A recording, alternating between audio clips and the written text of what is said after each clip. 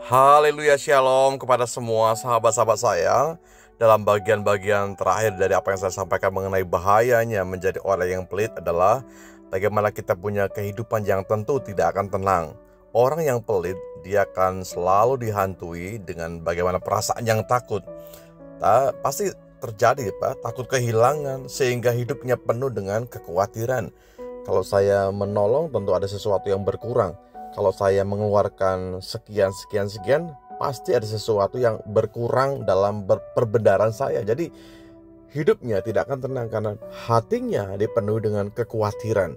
Nah, buat kita hari ini, apakah benar demikian? Tentu, kalau kita mengerti akan firman Tuhan, kita ini bukan pemilik tunggal, tapi kita adalah pengelola. Kita tidak akan terjebak dalam area-area seperti itu. Makanya ketika ada tantangan tentang bagaimana berkorban, bagaimana memberi, saya pastikan bahwa hati kita akan penuh sukacita, hati kita tidak penuh dengan kekhawatiran. Lalu bagaimana juga hatinya menjadi keras ketika kita menjadi orang yang pelit, terlalu cinta pada uang, membuat hati kita bagaimana kurang peka terhadap penderitaan sesama kita, saudaraku. Dalam Amsal pasal 11 ayat yang ke-25 berkata, siapa banyak memberi berkat, diberi kelimpahan. Siapa memberi minum, ia sendiri akan diberi minum. Itu firman Tuhan.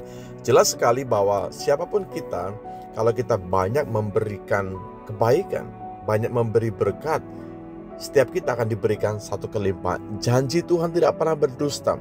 Ini berlaku bagi siapapun, ya, mau dari generasi siapapun, mau dari golongan siapapun, mau dari kelompok manapun.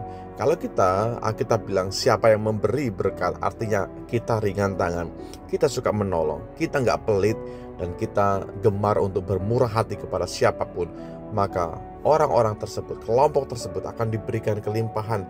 Tapi siapa yang memberi minum, dia juga akan diberi minum. Artinya, kalau Anda menebar kebaikan, maka kebaikan pun akan datang, ya, kepada kehidupan kita, membatasi kebahagiaan. Jadi orang yang pelit juga akan dapat membatasi namanya kebahagiaan. Justru dengan kita berbagi, orang bisa merasakan sukacita yang sejati. Orang pelit akan kehilangan kebahagiaan. Garis bawah itu, saudaraku. Orang yang pelit itu akan kehilangan kesempatan untuk menikmati yang namanya sukacita, bahkan kebahagiaan dalam hidupnya. Biarlah hari ini ditemukan oleh Tuhan kemurahan hati setiap Anda, karena kemurahan hati akan membawa kelimpahan. Sedang orang yang pelit atau karakter yang pelit bisa menutup pintu berkat Tuhan tercurah bagi setiap kita. Pastikan bahwa hari ini setiap kita benar-benar bisa melihat diri kita, apa kita menjadi golongan orang yang murah hati, atau sebaliknya menjadi kelompok orang-orang yang pelit. Ya, saya tidak berdiri sebagai hakim buat siapapun, tapi mari kita bisa berkaca masing-masing diri kita kepada firman Tuhan. Saya percaya bahwa orang-orang yang berkaca kepada firman Tuhan, dia akan berjiwa besar, lalu dengan penuh sukacita mengerti posisinya bagaimana, dan dia akan kembali kepada firman Tuhan. Tuhan menolong setiap Anda dan saya untuk bangkit menjadi orang-orang yang murah hati, karena Bapa kita di sorga pun dia adalah murah hati. Terima kasih Bapakku dalam sorga buat kebenaran firman yang bisa kami terima. Di saat kami bisa mendengarkan firman-Mu, belajar firman-Mu, kami menerima sesuatu yang baik dari Tuhan.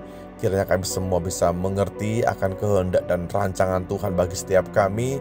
Biar kami bisa menikmati sukacita di dalam Tuhan.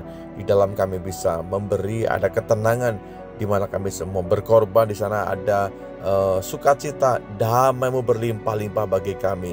Dan kami bisa menikmati kebahagiaan, karena kami tahu Tuhan, kunci sukacita adalah ketika setiap kami mengerti firman dan melakukan.